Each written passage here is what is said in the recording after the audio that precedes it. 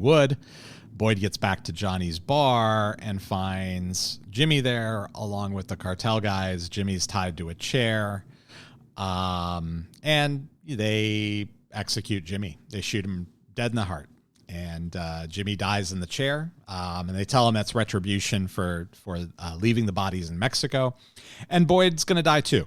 And he's got a choice of ways he can die. If he delivers Daryll Crowe Jr. quickly, then he gets to die quickly. If he doesn't deliver Daryll Crowe Jr. quickly, then Alberto's going to skin him.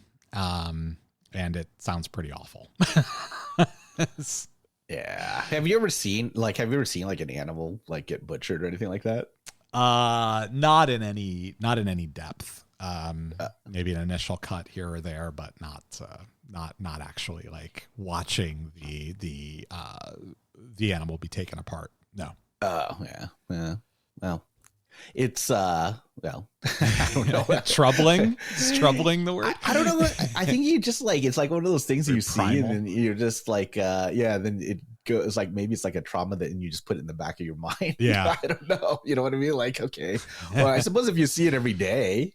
I suppose. Yeah. I suppose you get used to it. Decent, right? Yeah. It's funny that you mentioned the trauma that you stick in the back of your brain, because we have a clip coming up here later on where Raylan has a conversation with Kendall and talks about some trauma that he's had buried away for a while. So yeah, it's and it involves killing an animal. So yeah. We'll get to that in a moment. But ultimately, Alberto wants Daryll Crowe. If Boyd can deliver him quickly, he gets to die quickly. If he doesn't deliver him quickly, then he's going to die painfully. And Boyd, being the wily coyote that he is, quickly changes Raylan's contact information in his phone to Daryll C, so that when he's texting Raylan to tell him, hey, I have what you're looking for, I need to meet, Alberto doesn't know that he's texting a U.S. Marshal and thinks he's texting Daryll Crowe. So pretty smart on Boyd's part. The downside is that Raylan ignores him for the most part, which is quite amusing to me. I really need to talk to you. I really need to talk to you, Raylan. The Mexican cartel is going to murder me unless you intervene now.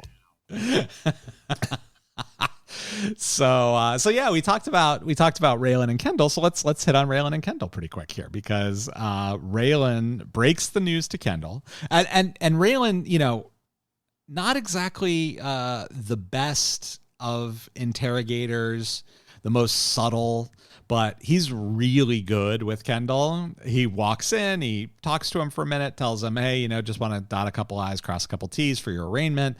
Oh, also, I don't know if you heard this or not yet, but they are going to be trying you as an adult, so just be ready for that. And then he's like, let me go out and get you that cocoa that you want.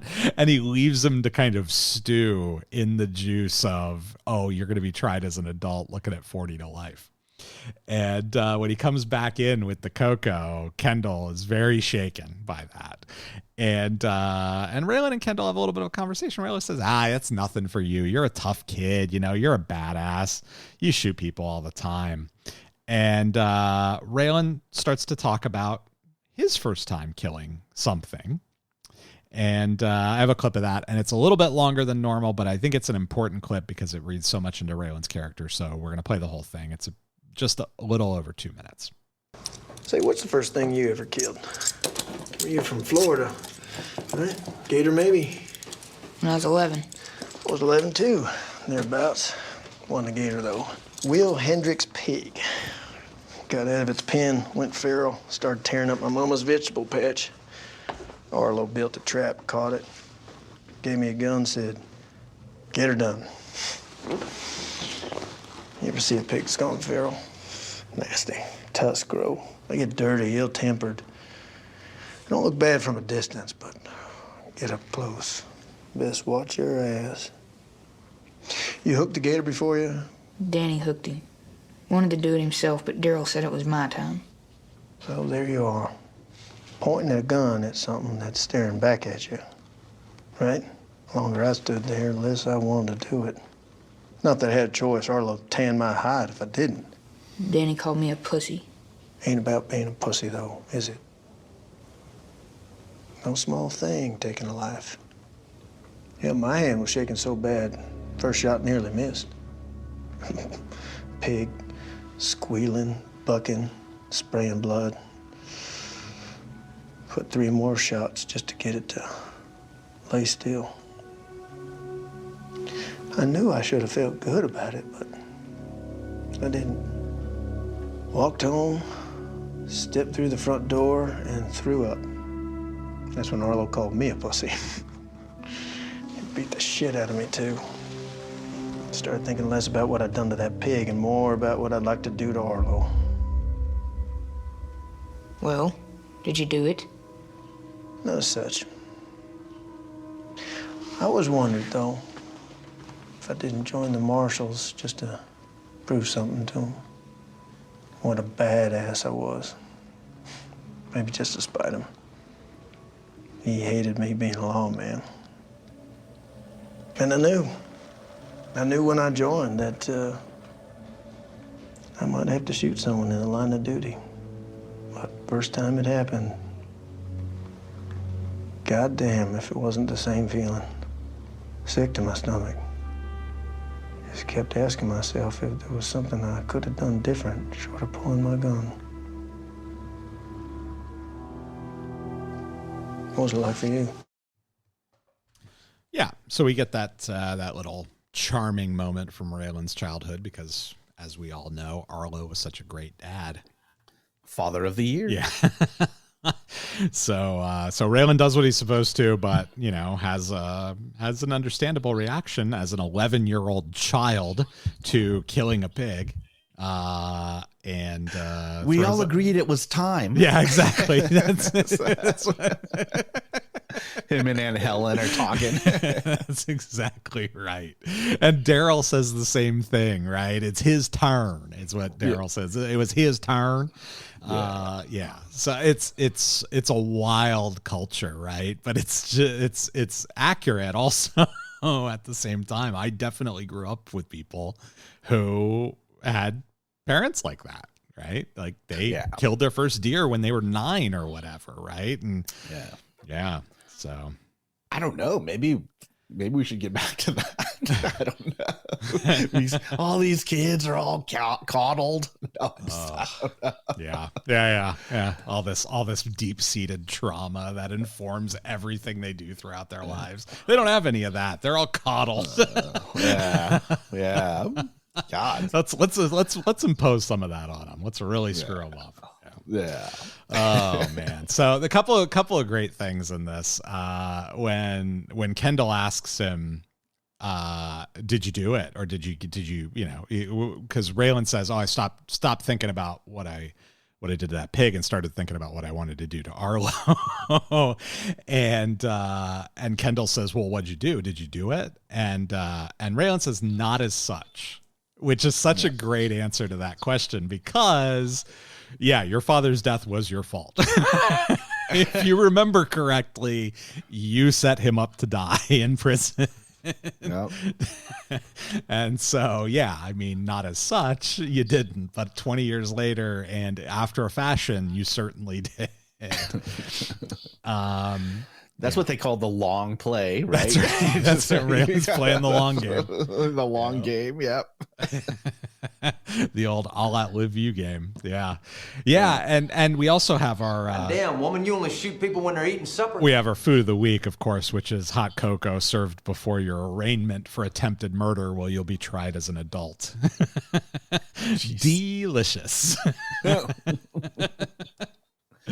The last hot cocoa you're ever going to enjoy. So we find out all of this is because there was never an attorney there, which is that should be like a red flag, right? I mean, there should have been an attorney there talking, especially with Wendy, like as we find out, like she was there watching behind the glass or whatever, right? Yeah. So they can't interrogate him without her consent or being present, right? So they definitely can't question her without her around. As far as the right to counsel, you can waive that, and presumably he did off screen waive that from his mom's, direction or whatever. Mm-hmm. So that's presumably what happened there, because most of that, I mean, it's very performative on Raylan's part, right? He's telling that story because he wants to evoke a reaction from Kendall. Yeah. Yeah. But at the same time, I don't doubt the veracity of that story one little bit. That is 100% a true story, unexaggerated. It happened exactly the way Raylan says it happened.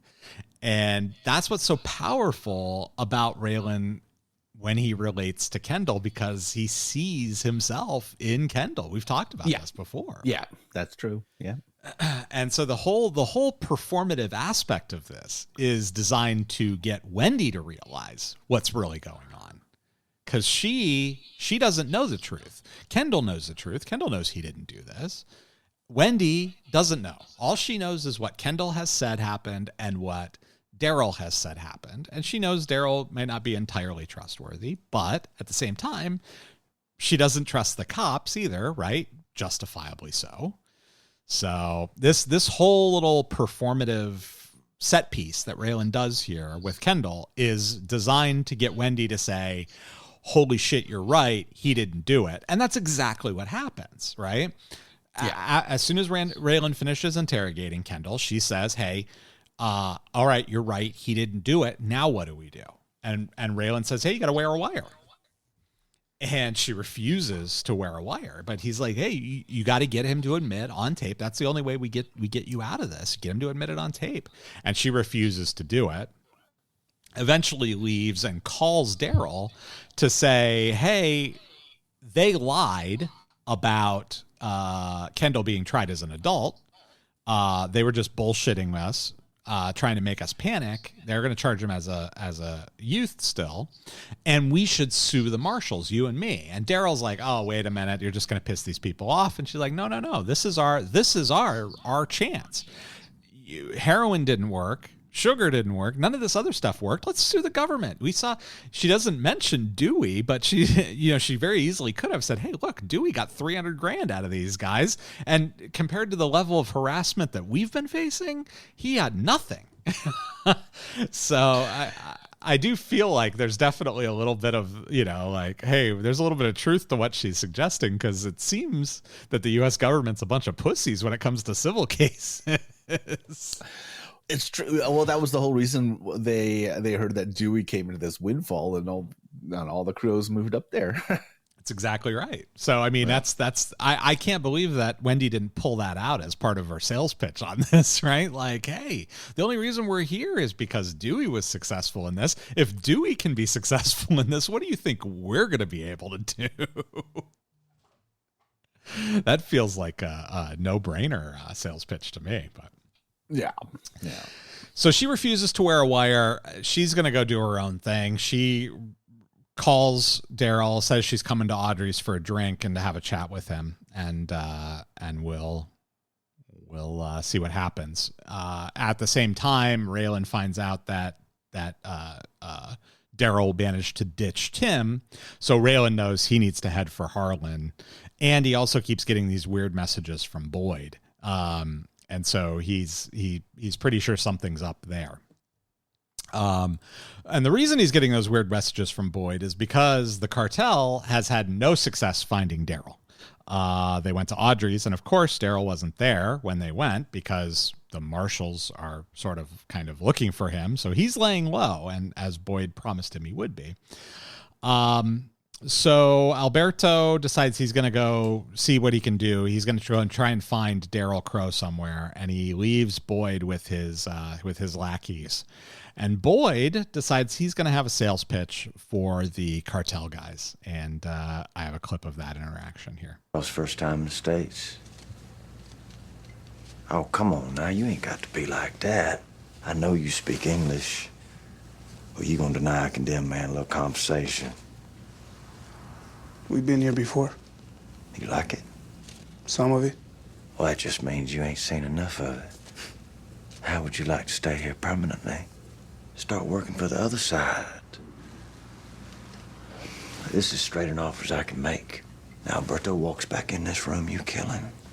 And in exchange, I make you full partners in my organization.